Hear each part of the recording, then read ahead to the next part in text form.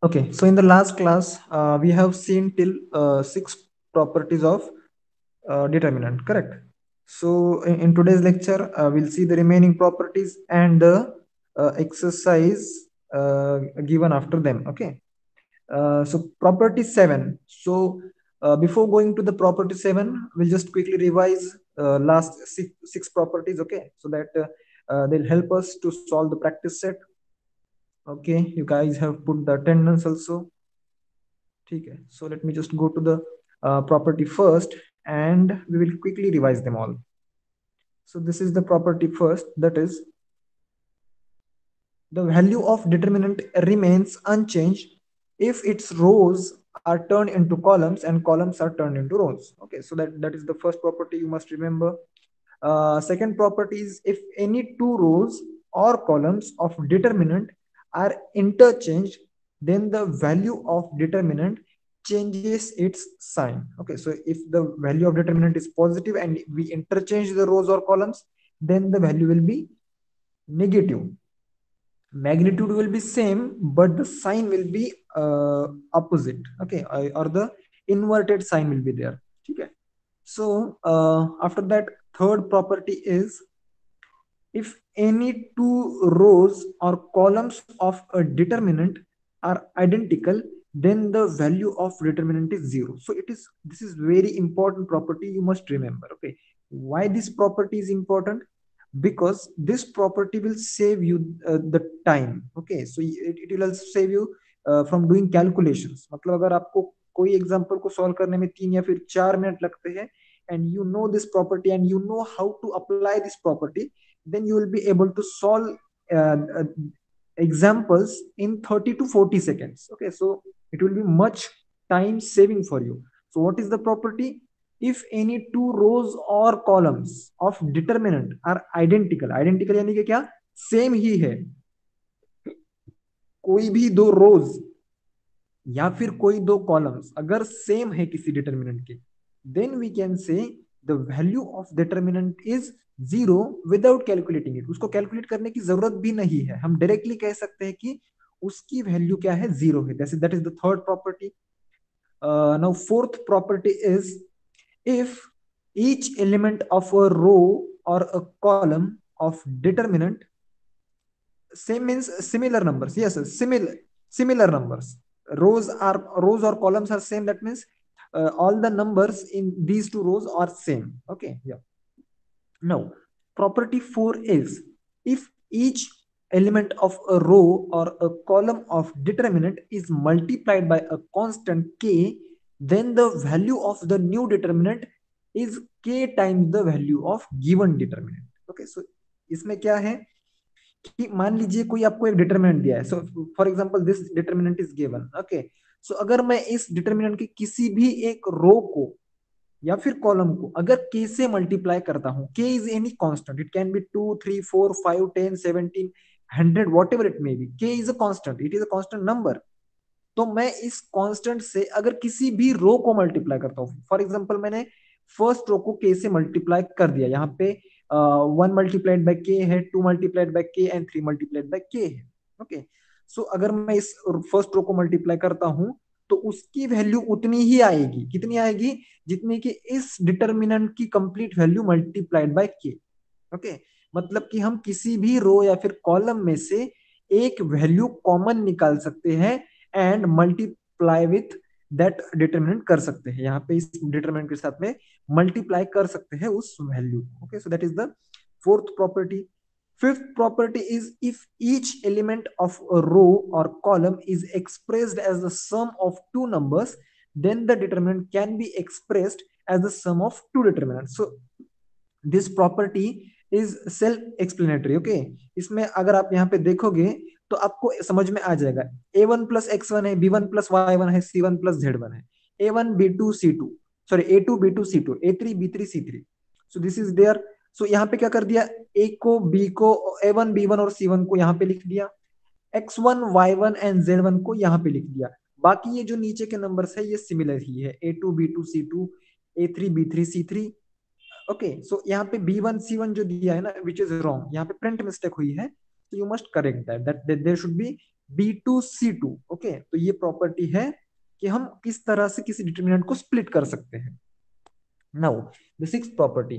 If a constant multiple of elements of any row or column is added to the corresponding elements of any other row or column, then the value of new determinant so obtained is the same as that of a original determinant. The operation Ri is replaced with or the interchanged with Ri plus Krj does not change the value of the determinant.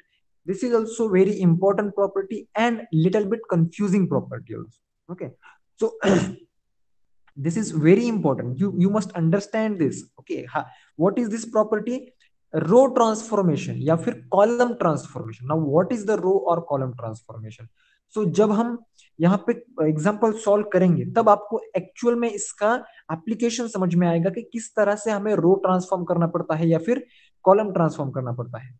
लेकिन आपको क्या ध्यान में रखना है कि अगर हम रो ट्रांसफॉर्मेशन का ऑपरेशन करते हैं या फिर कॉलम ट्रांसफॉर्मेशन का ऑपरेशन करते हैं, it does not affect the value of that original determinant. मतलब कि ओरिजिनल डिटर्मिनेंट की जितनी वैल्यू रहेगी वही value after the row transformation और कॉलम ट्रांसफॉर्मेशन के बाद में भी रहती है. ऐसा लगता है कि ये वैल्यू चेंज हो जाएगी लेकिन एक्चुअल में वो वैल्यू चेंज नहीं होती है. That remains similar. Okay, so that is the thing. So Sankalp, we just revise 6 properties. Okay, now we are on to the 7th property. Okay, now Suraj has also joined. Suraj, you are little bit late. Not little bit, you are 6 minutes late. That is too much. Okay, so from tomorrow make sure, and you please you guys can set one alarm for 6:55. Okay, जिनको याद नहीं रहता है कि आज class है तो alarm set कर देने का. ठीक है, सो चलो. 7th property is triangle property. If each element of a determinant above or below the main diagonal is 0, then the value of the determinant is equal to the product of its diagonal elements. So see, ये जो determinant आपको दिख रहा है इसमें main diagonal कौन सा है? This is main diagonal A1 B2 C3. This is a main diagonal element. Okay, so यहाँ पे अगर देखोगे तो ये जो डिटरमिनेंट है ये 0 है बिलो द मेन डायगोनल. सो इसे कहेंगे अपर ट्रायंगुलर डिटरमिनेंट. मतलब कि यहाँ पे जो अपर ट्रायंगल है इस ट्रायंगल में ही कुछ वैल्यू है, लोअर ट्रायंगल जो है वो 0 है. Okay, so this is upper triangle matrix after that determinant. So it is not matrix and this is lower triangular matrix or determinant. Okay, so यहाँ पे देखिए ये जो ऊपर के 3 एलिमेंट्स है ये 0 है इसलिए ये लोअर ट्रायंगल, और इसमें नीचे के 3 एलिमेंट 0 है तो ये अपर ट्रायंगल. ठीक है, सो इस तरह के डिटरमिनेंट की प्रॉपर्टी क्या है कि इनका जो डिटरमिनेंट की वैल्यू रहेगी that will be equal to multiplication of their main diagonal elements. So these are the main diagonal elements A1 B2 C3. इन तीनों को सिर्फ हमें मल्टीप्लाई करना है directly, so we'll get the value of this determinant.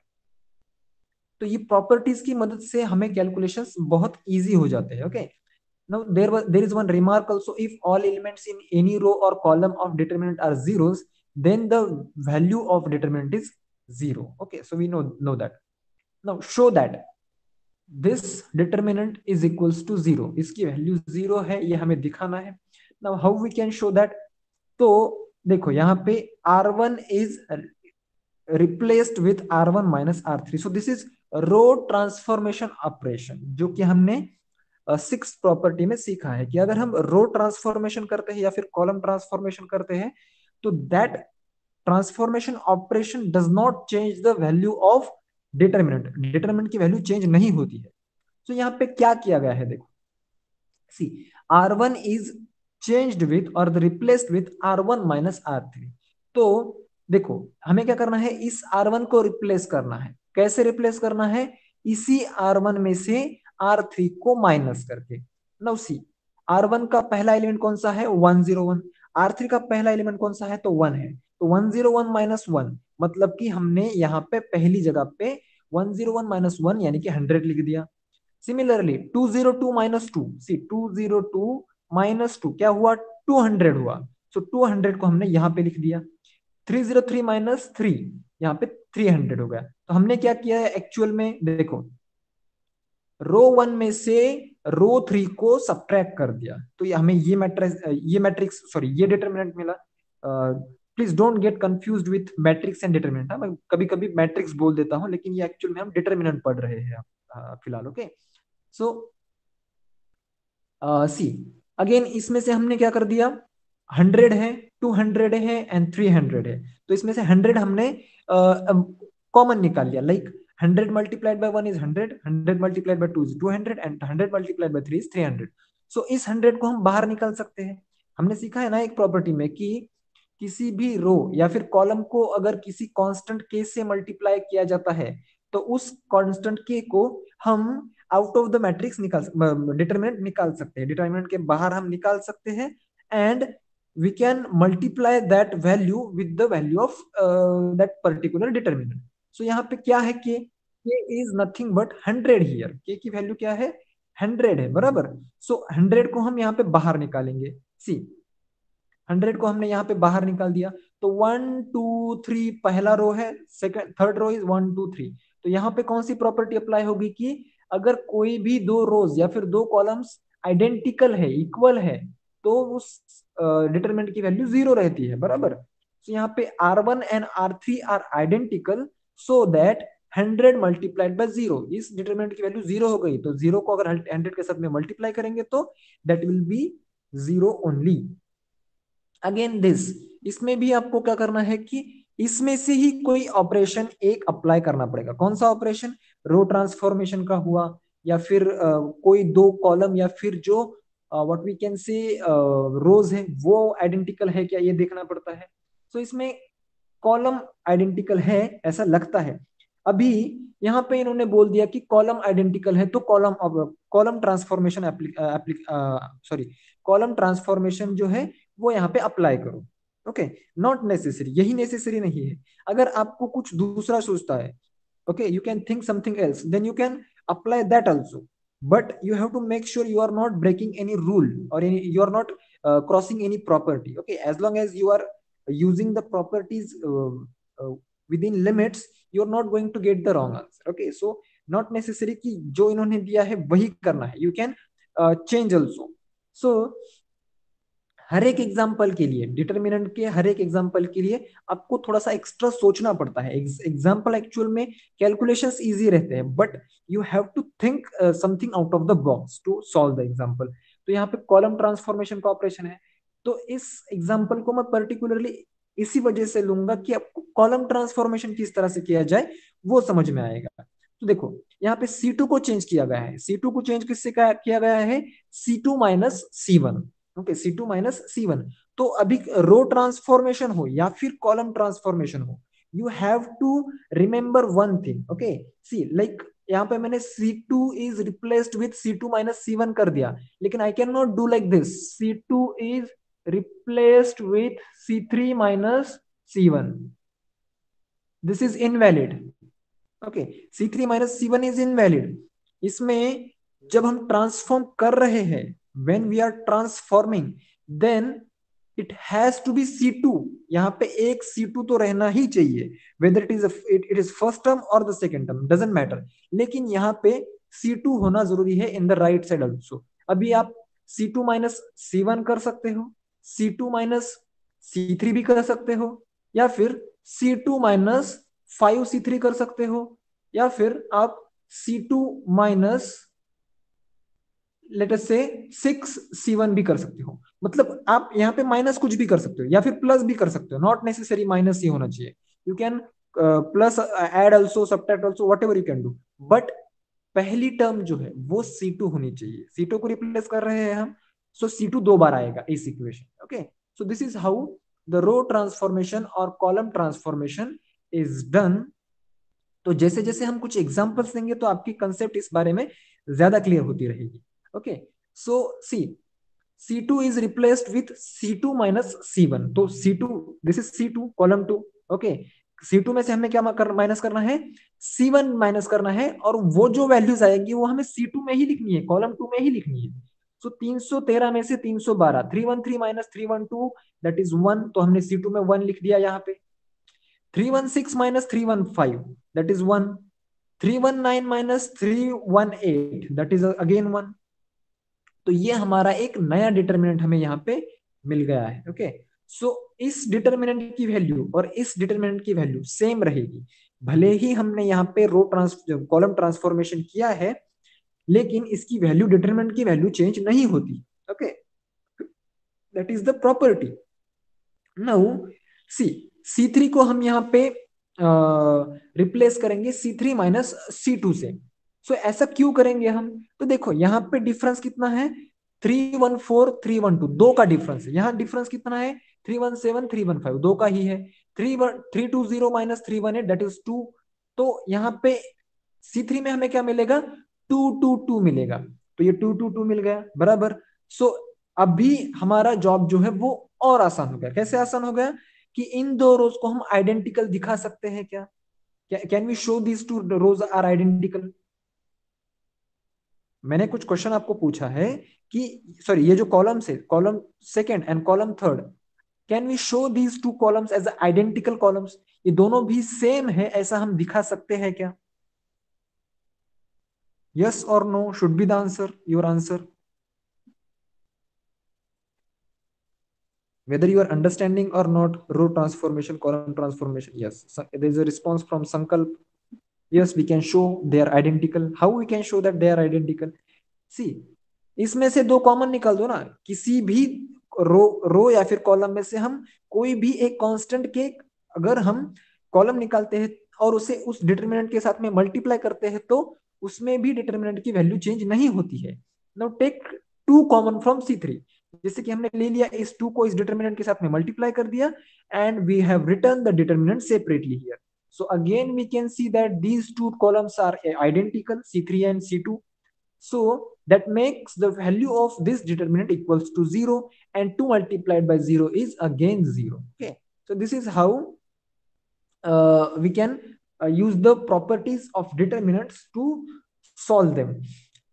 No इसमें भी आपको क्या करना है, पहले तो एक रो ट्रांसफॉर्मेशन करना है। सी रो ट्रांसफॉर्मेशन में यहाँ पे भी आर दो बार आया, AR1 कर दिया यहाँ पे। ओके, सो इस एग्जाम्पल को आप घर पे ट्राई कर सकते हो, because this is a solved example, isn't it? So that it is not that hard example. Will just try to solve examples from the practice set. So I'll not take this example also. You can just try that and try this example at home. So let's go to this first example. See, तो इसमें हमें क्या करना है कि without expanding evaluate the following determinants. तो अभी इस डिटर्मिनेंट को हमें क्या करना है, इवेल्युएट करना है विदाउट एक्सपेंडिंग। इसकी वैल्यू हमें फाइंड आउट करनी है, तो एक्सपांशन नहीं करना है, तो क्या करना पड़ेगा, कुछ प्रॉपर्टीज यूज करनी पड़ेगी। सो वन बाय वन हर एक डिटर्मिनेंट में हमें कुछ तो ऐसी सिमिलरिटी ढूंढनी पड़ेगी, या फिर कोई तो ऐसा क्लू हमें ढूंढना पड़ेगा जिससे कि हम इसकी वैल्यू फाइंड आउट कर सके। Okay, now let's come to the first example. इस एग्जांपल को हम किस तरह से सॉल्व कर सकते हैं? तो अगर आप इस फर्स्ट रो को ऑब्जर्व करें, तो इसमें ए बी एंड सी तीनों भी है, इसमें भी ए है, बी है, सी भी है, इसमें भी ए बी एंड सी भी है, करेक्ट? तो अगर मैं यहाँ पे आपको कहता हूं कि मैं यहाँ पे एक ऑपरेशन करना चाहूंगा, that is column transformation, C2 is replaced with C2 plus C3। Okay, तो क्या मैं ये ऑपरेशन गलत कर रहा हूं? Is there anything wrong in this operation? Can I do this operation? Column operation में कर सकता हूं, यस और no? How many of you agree that I can do this column transformation? This is possible, this is correct, is it? Okay Sameer, या सूरज, कुछ समझ में आ रहा है? सुनाई दे रहा हूं मैं तुम्हें? सूरज, कैन यू हियर मी?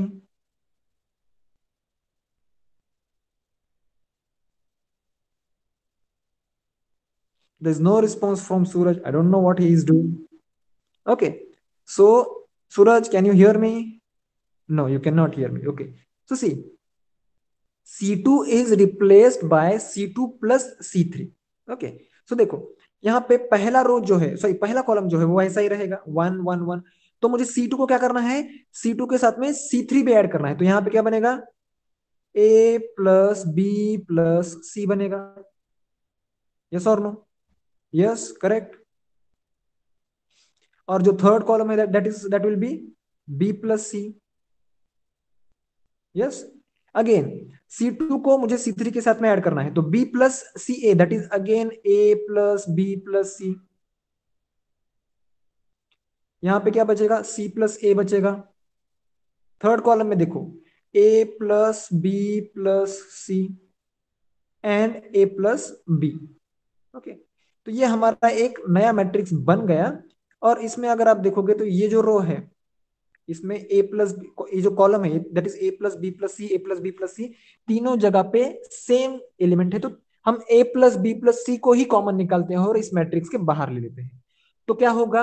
यहाँ पे वन वन वन बचेगा, and these two columns will be identical, and the value of determinant will be what it will B.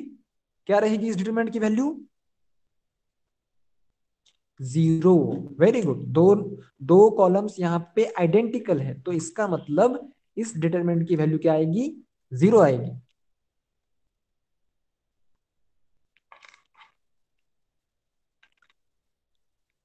Okay, संकल्प and Sameer, clear?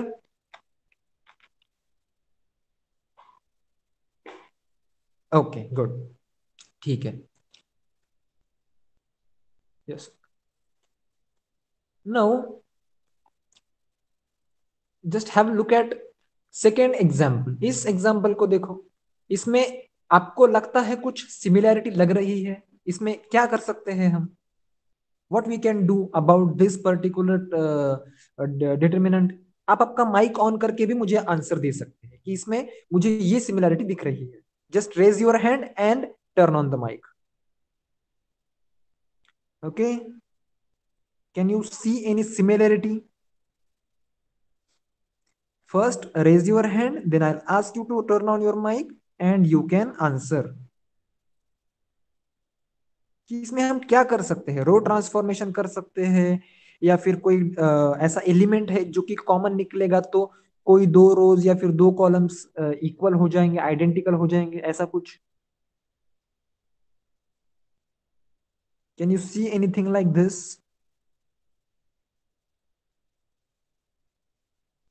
Sameer, Suraj, try and think about it. Okay, unless and until you think row transformation. 6, no, 6 can not be taken common ना। इसमें से तो 6 निकल जाएगा, इसमें से भी 6 निकल जाएगा, लेकिन इसमें से 6 नहीं निकलेगा ना। And Suraj, we can not do the row transformation as well. Row transformation is not applicable. How we can do that? We can not do that ना। सी, मैं यहाँ पे थोड़ा सा इसे चेंज करके लिखने की कोशिश करता हूं, तो आपको फटाक से समझ में आ जाएगा।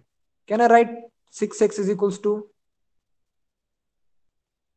2 multiplied by 3x? 9x is equals to 3 multiplied by 3x, and 12x is equals to 4 multiplied by 3x. Correct. सो ये 3x, ये 3x और ये 3x, ये कॉमन निकल जाएगा बाहर। बराबर, ये बाहर निकल गया, तो मैं इसको डिलीट कर देता हूं यहां से। तो अभी क्या दिख रहा है आपको? 2 3 4, 2 3 4। Again that value of determinant is zero. Is it? Determinant की वैल्यू जीरो हो गई, तो सेकेंड का भी आंसर क्या है? जीरो ही है। बराबर, जीरो ही है। Correct. Yes, good. Now you have to think about this. This is quite hard, or I will say hardest. ये थोड़ा सा मुश्किल है। इसमें आपको रो ट्रांसफॉर्मेशन भी करना है। ओके, इसमें आपको कुछ आइडेंटिकल है या फिर नहीं ये भी सोचना है। Just think about it for 30 to 40 seconds, and if you can think about it, you can just raise the hand, and if you cannot think about it anything, that you have to put no. Okay, आप अगर chat box में know put करेंगे तो मैं इसको explain करना शुरू कर दूंगा। So you just give pressure on your mind. It is training of your mind to think. Okay, don't ignore it. कि ऐसा मत सोचो कि सर सॉल्व करके देंगे तो चलेगा, एग्जाम में मैं सॉल्व नहीं करूंगा, you have to solve in exam, so questions will be different. Tenth तक कैसा था, जब जब तक आप टेंथ में थे तब तक जो टेक्स्ट बुक में आपको क्वेश्चन दिया है वही क्वेश्चन आपको एग्जाम में आता था, लेकिन ऐसा 11 12 में नहीं होता है। आपको सिखाया कुछ अलग क्वेश्चन जाता है एंड एग्जाम में कुछ अलग क्वेश्चन आता है, उसमें आपको वहां पे जाके ही सोचना पड़ता है। Okay, you can not just remember questions and go there and answer them, it is not like that. Okay, you have to think in exam. That's why 11th and 12th are little harder than 10th. Okay, can you think about it, what we can do for this? Just try and do everything you can do. आप कुछ भी कर सकते हो, सिर्फ मैंने क्या बोला आपको कि आपको सिर्फ कोई भी रूल ब्रेक नहीं करना है। रो ट्रांसफॉर्मेशन, कॉलम ट्रांसफॉर्मेशन का हो, या फिर कांस्टेंट जो हम मल्टीप्लाई करते हैं या फिर कॉमन निकालते हैं उसका हो, कुछ भी आप कर सकते हैं। नहीं, चलो ठीक है। So let me give the answer. देखो यहाँ पे 2 3 5 है, फैक्टराइज। ओके, अगर तुम इसे फैक्टराइज करने की कोशिश करोगे तो ठीक है, मैंने फैक्टराइज करके तो सॉल्व करने की कोशिश नहीं की है, but if you can find the answer then you can write the answer and send me. Okay, तो मुझे सेंड कर दो, मैं चेक करूंगा कि आंसर सही, या फिर खुद ही ट्राई कर लो। Okay, so I am not sure about factorising, but let us see कि जो मैंने जो मेथड यहाँ पे अप्लाई की है वो आप लोगों को समझ में आती है क्या, वो आप हम यहाँ पे देखते हैं। Okay, so see 65 is here, 7 is here and 2 is here. Now focus on first row, पहले रो पे फोकस करो। अगर सी 67 नाइन जा हाउ मच, 7 नाइन जा 63, बराबर, 7 नाइन जा 63। सो 63 माइनस, सॉरी 65 माइनस 63 कितना होता है, 65 माइनस 63 कितना होता है, 2 होता है, that is the first element, is it, बराबर। 7 को मैंने क्या कर दिया यहाँ पे, 9 से मल्टीप्लाई कर दिया। सिमिलरली अगर मैं दूसरे रो पे चला जाऊं तो 8 multiplied by 9 how much, 8 nine जा 72, 75 माइनस 72, 75 माइनस 72 इज 3, जो कि यहाँ पे लिखा है। नो नो नो, 8 नाइन जा 72, नॉट 73। ओके, नाउ 9 नाइन जा 81, 86 माइनस 81 दैट इज 5, बराबर, इज इट और नॉट, करेक्ट। तो हम क्या करेंगे, रो ट्रांसफॉर्मेशन करेंगे, सॉरी कॉलम ट्रांसफॉर्मेशन करेंगे। किस तरह से करेंगे, C3 is replaced with C3 minus 9C2, समझ रहे हो, C3 is replaced with C3 minus 9C2। ये ऑपरेशन आप करके देखो, तो देखो C3 की वैल्यू क्या है, 65 है, 9C2 क्या बनेगा, 63 बनेगा। तो ये तो कॉलम वैसा का वैसा ही रहेगा, सॉरी पहला जो कॉलम है that is 2 3 5 as it is, it will be 7 will be like this, 8 and 9, 7 8 9 is there। so हम C3 को ट्रांसफॉर्म कर रहे हैं, कॉलम 3 को ट्रांसफॉर्म कर रहे हैं। so 65 minus 63 that is 2, again C3 का सेकेंड एलिमेंट क्या है, 75 है। सो 75 minus 9C2 that is 8 multiplied by 9 that is 72, 75 minus 72 that is 3 again, and 86, C3 का third element 86 minus 9C2 that is 9 multiplied by 9 81, 86 minus 81 is 5। तो ये हमारा नया determinant बन गया जिसके कि दो कॉलम्स आइडेंटिकल है, बराबर। So again the value of this determinant is also 0। Okay, so value of this determinant is also 0। तो ये तीनों जो डिटर्मिनेंट है इनकी वैल्यू 0 ही है, लेकिन हमें निकालने किस तरह से थी, we had to find out the value without expanding it, without expanding it. Okay, it is easy method. Okay good, ठीक है, चलो So now see, prove that this determinant is there and this is equals to this. ये proof करना है। थोड़ा सा मुश्किल लगता है लेकिन मुश्किल बिल्कुल भी नहीं है, थोड़ा सा भी मुश्किल नहीं है। ठीक है, तो देखो यहाँ पे क्या है, फर्स्ट रो को अगर आप चेक करोगे, if you check first row, then there are 2x here, 2x, 2y and 2z। Okay, तो यहाँ पे 2x y z है। सिमिलरली 2z है यहाँ पे भी, 2y यहाँ पे भी है, 2x यहाँ पे भी है, यहाँ पे भी y कितने हैं, 2 है, x कितने हैं, 2 है, z कितने हैं, 2 है। हमने यहाँ पे रो से चेक किया। ओके, रो से चेक कर दिया, तो अभी कॉलम चेक करते हैं।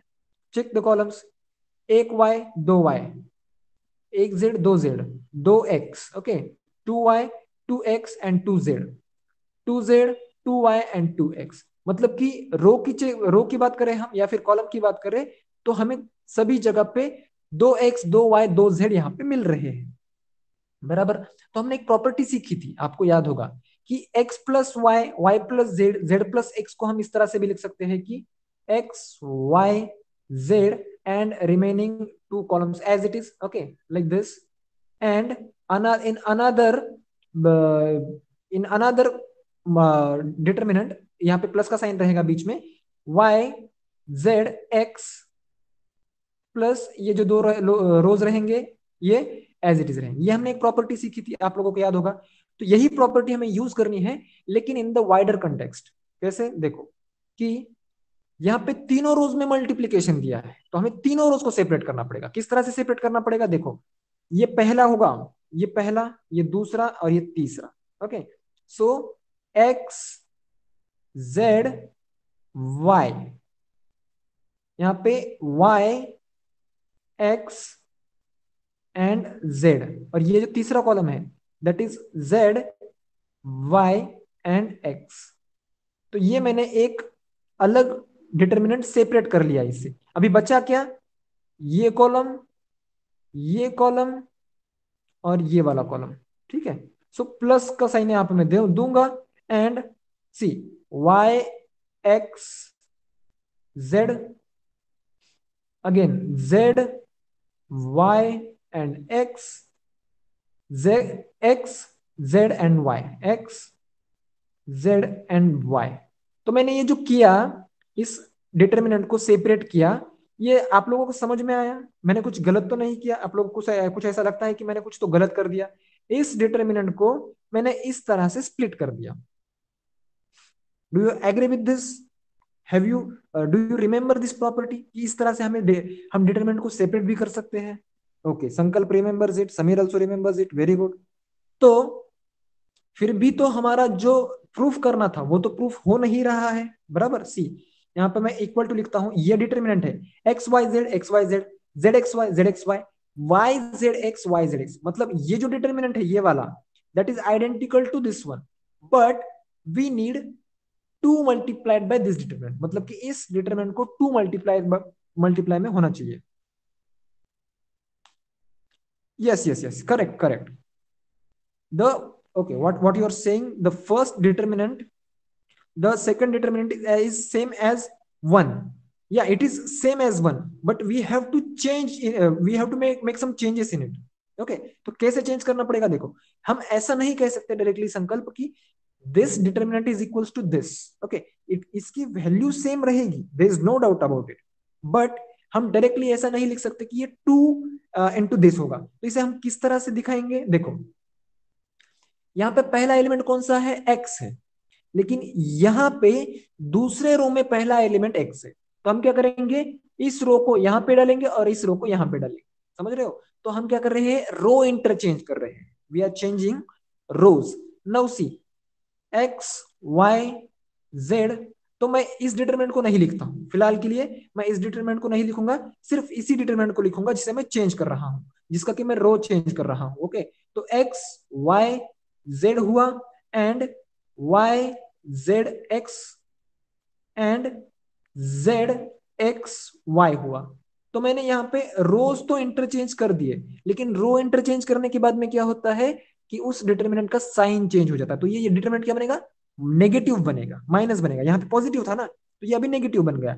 तो देखो, ये एक्स वाई जेड मतलब इसका और इसका पहला रो जो है वो तो सिमिलर आ गया. Now remaining is second and third row. So देखो, इसका जो सेकेंड रो है ये इसका थर्ड है, और इसका जो थर्ड है ये इसका सेकेंड है. तो इसको भी फिर से हम अगर ट्रांसफॉर्म करेंगे, सेकेंड रो को हम शिफ्ट करेंगे फर्स्ट थर्ड रो में, और थर्ड रो को सेकेंड रो में. तो इससे क्या हो जाएगा, साइन भी पॉजिटिव हो जाएगा, and this determinant will be identical to this one.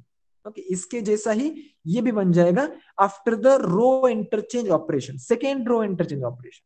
तो हम डायरेक्टली लिख सकते हैं कि to this, to multiplied by this. Okay, so this is how. अगर आपको एग्जाम में ये एग्जाम्पल आता है तो you have to write these two extra steps. कौन सी एक्स्ट्रा स्टेप्स? की रो इंटरचेंज वाली स्टेप्स. आपको अगर 4 मार्क्स के लिए आता है ये एग्जाम्पल, तो इसमें से 1 मार्क या फिर 2 मार्क तो इसी स्टेप के लिए रहेंगे कि आप रो इंटरचेंज करते हो कि नहीं. Okay, so the examples are like this. I hope you understand this example, and we will move to the next example. Okay. So see, इसमें using the properties of determinant show that this determinant is equals to 4abc. Okay, 4abc किस तरह से इसकी value आ सकती है ये हमें show करना है. Okay, you have one doubt? Yes, you can please ask by turning on your mic also.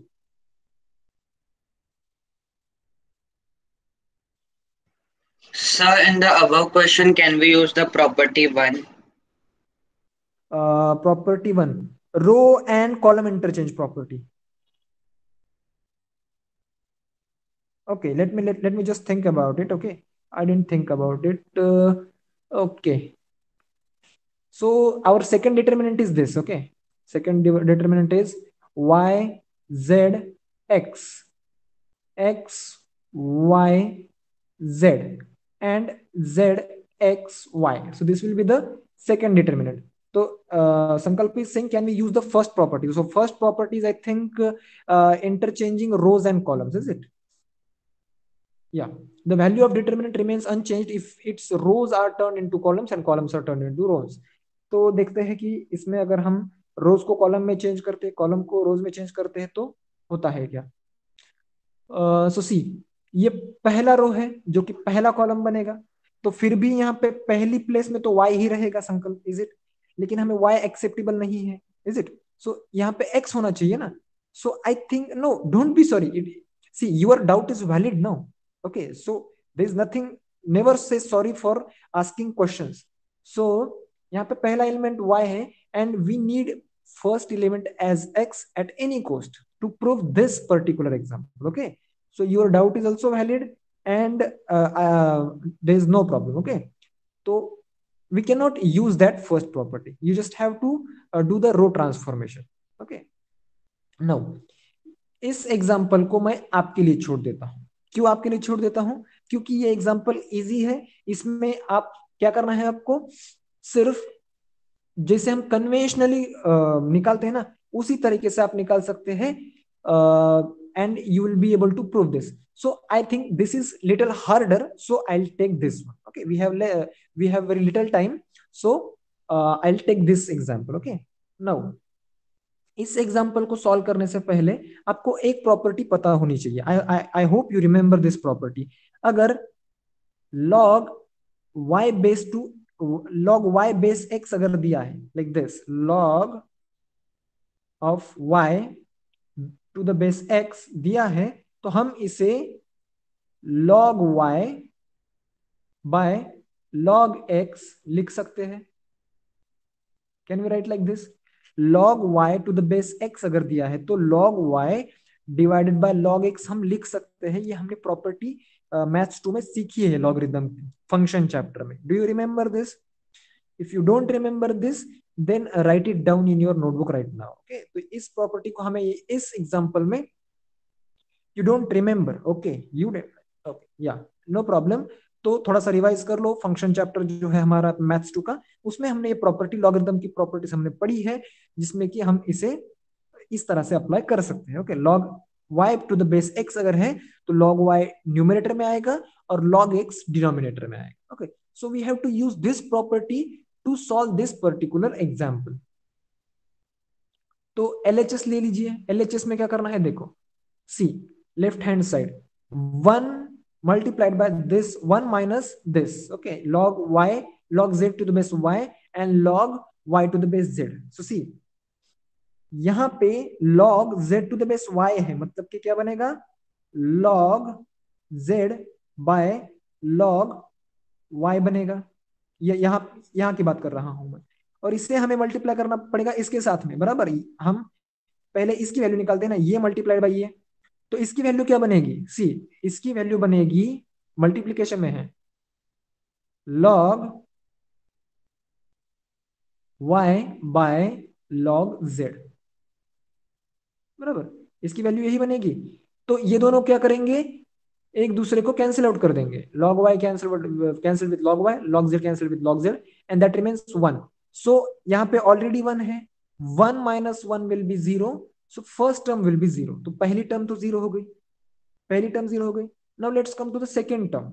Second term में क्या करना है हमें, सी सेकेंड टर्म में पहले तो हमें ये लिखना पड़ेगा, फिर ये रो छोड़ देंगे और ये कॉलम छोड़ देंगे, and will do the multiplication of this with this and minus this multiplied by this, बराबर। तो इसमें भी आपको फिर से वही प्रॉपर्टी यूज करनी है। कौन सी प्रॉपर्टी यूज करनी है, जो मैंने अभी अभी आपको बताई, log y to the base अगर x है तो log y by log x हम लिख सकते हैं। तो तीनों टर्म्स जो है वो आपके 1 by 1 0 आ जाएंगे। ओके, सो इस तरीके से इस एग्जांपल में भी आप मतलब इसमें और ज्यादा कुछ लॉजिक बचा नहीं है, यही लॉजिक है जो कि मैं आपको बताना चाहता था। इस तरह से आप इसे सॉल्व कर सकते हैं, but this is not the only way to solve this example. As I told you कि डिटर्मिनेंट का कोई भी अगर एक एग्जांपल रहता है तो उसको सॉल्व करने के 3 से लेके 4 या फिर उससे ज्यादा भी वेज हो सकते हैं, डिपेंड्स ऑन द इंडिविजुअल कि किसको कौन सा वे आसान जाता है। ओके, सो मतलब स्टेप्स अलग रह सकते हैं, आंसर एक ही आएगा। Okay, if you have something different, you can think something different rather than me, so you can apply that also। Okay, now let's come to this example, question 5। तो question 5 में देखो क्या करना है हमें, x plus 2 x plus 6 x minus 1 x plus 6 x minus 1 x plus 2 x minus 1 x plus 2 x plus 6। तो ये जो एलिमेंट्स दिए हैं, रो की बात करें हम या फिर कॉलम की बात करें, सिमिलर व्हाट वी कैन से, यहाँ पे एलिमेंट्स दिए हुए हैं। ओके, सो इन जैसे एग्जांपल में क्या होता है, बहुत ही इंटरेस्टिंग तरीके से हमें इन्हें सॉल्व करना पड़ता है। इंटरेस्टिंग तरीके से क्यों बोल रहा हूं मैं, कि मतलब हम किसी भी वे से अगर जाएंगे तो भी हमें हमारा आंसर मिल जाएगा। नाउ पर्टिकुलरली मैं जो वे यूज करने वाला हूं उसमें हम क्या करेंगे, देखो उसमें हमें इन जैसे एग्जांपल में ज्यादातर हमें क्या करना पड़ता है, या तो रो ट्रांसफॉर्मेशन या फिर कॉलम ट्रांसफॉर्मेशन का जो ऑपरेशन है वो मोस्टली यूज करना पड़ता है। तो फिलहाल मैं रो ट्रांसफॉर्मेशन यूज कर रहा हूँ। ओके, अभी मैं रो ट्रांसफॉर्मेशन यूज कर रहा हूँ। जब आप घर पे सॉल्व करोगे, जब आप प्रैक्टिस के लिए सॉल्व करोगे, तो आप रो ट्रांसफॉर्मेशन से मत कीजिए, आप कॉलम ट्रांसफॉर्मेशन से कीजिए, आंसर सेम ही आएगा। ओके, यहाँ पे रोज और कॉलम तो सेम ही है, लेकिन आपको कुछ ज्यादा सीखने को मिलेगा। मैं रो ट्रांसफॉर्मेशन कर रहा हूँ, आप कॉलम ट्रांसफॉर्मेशन कीजिए, so you will get you will learn something. Okay, तो इसमें क्या करना है, देखो किस तरह से हम इसे सॉल्व कर सकते हैं। तो I will change this row 1, I will change this row 1 with row 1 plus row 2 plus row 3। Okay, मैं इस रो को ट्रांसफॉर्म करूंगा in this way, R1 plus R2 plus R3। इससे क्या होगा, मैंने ऐसा ही क्यों किया, ओके सी यहां पे मैं x प्लस 2 में इन दोनों को ऐड कर रहा हूं, बराबर, x प्लस 6 और x माइनस 1 को। यहां पे भी मैं एक्चुअल में x प्लस 2 में इन दोनों को ऐड कर रहा हूं। सी यहाँ पे R3 है, लेकिन x प्लस 2 में ही मैं इन दोनों को ऐड कर रहा हूं। यहाँ पे भी मैं x प्लस 2 में ही इन दोनों को ऐड कर रहा हूं। तो इससे क्या हो जाएगा कि मुझे एक रो जो है वो एग्जैक्ट इक्वल रो मिल जाएगा, मतलब कि उस रो के सारे एलिमेंट जो है वो सेम आ जाएंगे। तो इससे मुझे एडवांटेज क्या होगा, ये मैं आपको बताता हूं। तो पहले तो ये ट्रांसफॉर्मेशन ऑपरेशन कर लेते हैं। देखो इस रो के साथ में इस रो के साथ में मुझे इसे भी ऐड करना है, इसे भी ऐड करना है, तो क्या आएगा 3x 3x 2 plus 6 is 8, 8 minus 1 is 7, 3x+7 आया मेरा पहला एलिमेंट, रो 1 का पहला एलिमेंट। दूसरा एलिमेंट भी 3x+7 ही आना चाहिए, बराबर, सॉरी 3x-7 आना चाहिए, प्लस नहीं, और it should be plus, it should be plus, मैं गलत लिख रहा हूं, आप लोग बोल भी नहीं रहे हो।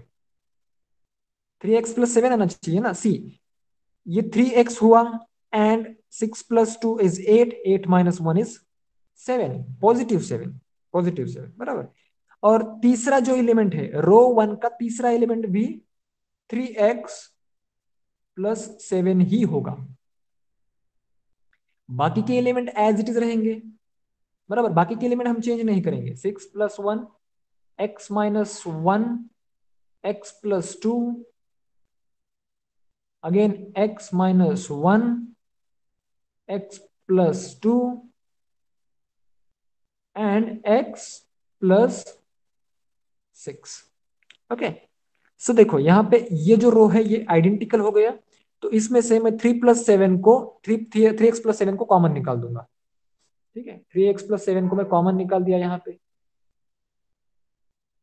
3x+7 को मैंने यहाँ पे कॉमन निकाल दिया, तो यहाँ पे क्या बचा 1 1 1 बचा। तो अभी इसका एडवांटेज मुझे क्या होगा, जो मैंने यहाँ पे किया ना ये रो ट्रांसफॉर्मेशन, तो मैंने क्यों किया, there should be a purpose ना। तो देखो अगर आपको कन्वेंशनल वे में जाना है तो आप इस तरह से भी सॉल्व कर सकते हो। किस तरह से सॉल्व करेंगे, हमें हमें यहाँ पे क्या करना है, solve the following equation. Solve the following equation मतलब कि हमें एक्स की वैल्यू फाइंड आउट करनी है। हम किस तरीके से फाइंड आउट करते हैं इससे इन्हें कोई भी लेना देना नहीं।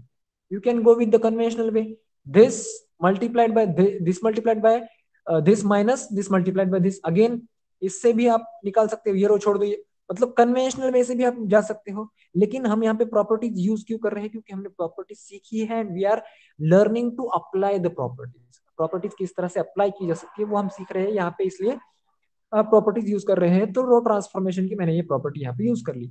तो देखो यहाँ पे 1 है 1 है 1 है, तो मैं कैलकुलेशंस को और कम कैसे कर सकता हूं ये मुझे यहाँ पे सोचना है यूजिंग प्रॉपर्टीज।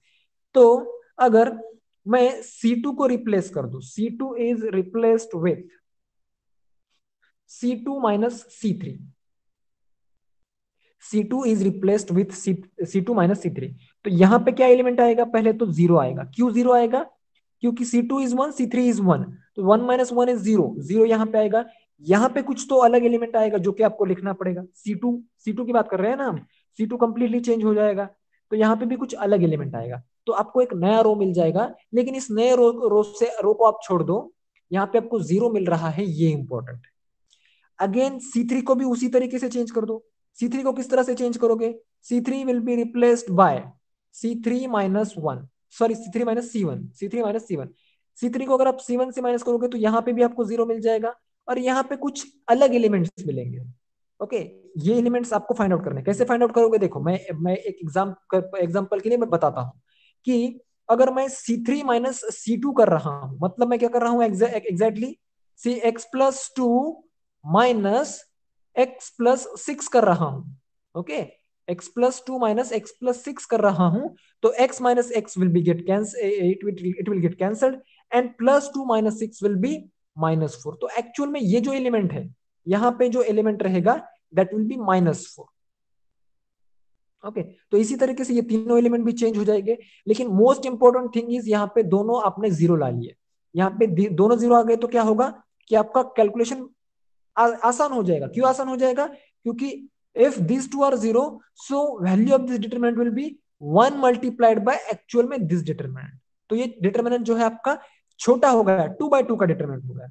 ओके, 2/2 का डिटरमिनेंट हो गया, तो 2/2 के डिटरमिनेंट से आप कन्वेंशनल वे में एक्स की वैल्यू फाइंड आउट कर सकते हो। इजी है ना, 3/3 का सॉल्व करने से तो बेटर ये है 2/2 का सॉल्व कर लो। तो 2/2 का डिटरमिनेंट बनाने के लिए हमने इन दो एलिमेंट्स को जीरो बना दिया, जिससे कि जो एक्चुअल वैल्यू हमारे डिटरमिनेंट की रहेगी that can be found out with the help of 2/2 determinant. तो इसकी वैल्यू हमें जीरो दी गई है, तो we can equal or we can equalize the determinant with equals to 0 and can find out the value of x। तो यहाँ तक एज इट इज मैं रखता हूँ, बाकी जो है वो हम अगले क्लास में सीखेंगे। ये जो फर्दर आपको मतलब निकालना है, ये आप निकाल लीजिए, जो 2 by 2 का डिटर्मिनेंट है। जो नेक्स्ट एग्जांपल है that I will take. Okay, so अगर आपने स्क्रीनशॉट नहीं लिया है तो स्क्रीनशॉट ले लीजिए जल्दी से, and let me rub this and let me see the next question. Okay,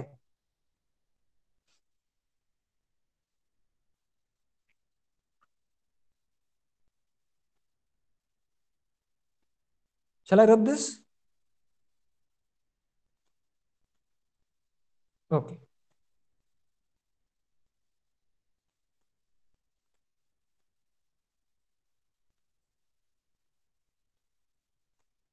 Okay, so see, this example is done. ये हो गया।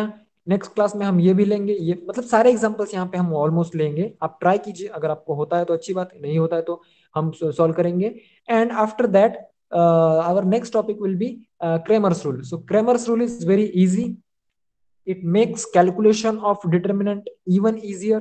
Okay, so this is very interesting chapter, but I think that it's enough for today. Okay, and the remaining examples will solve in the next class. Okay, chalo, thank you and bye bye. Bye bye, that's it, bye bye.